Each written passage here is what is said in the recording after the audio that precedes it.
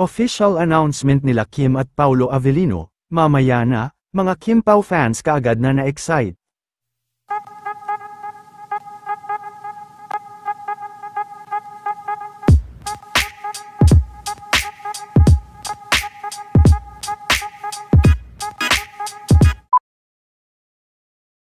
Sa kabila ng malakas na ulan at sama ng panahon, ay talagang wala ngang makakapigil kina Kim Chiu at Mr. Paulo Avellino. Dahil maaga pa lang kanina, ay magkasama na nga na nag-workout ang dalawa.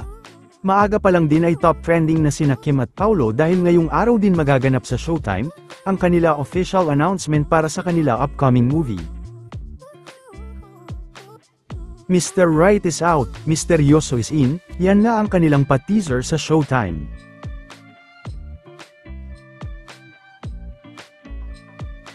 Dahil din sa sama ng panahon ay maaga pa lang din kanina ay may paalala na si Kim sa kanyang mga fans, pupuntrin sa Showtime Studio ngayong araw ang ilan sa mga fans nila Kim at Paulo Avellino.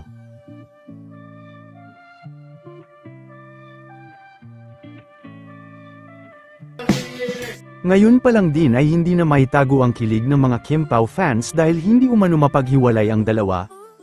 Matatandaan na nung isang araw lang ay muling nakita na nagja-jogging ang dalawa.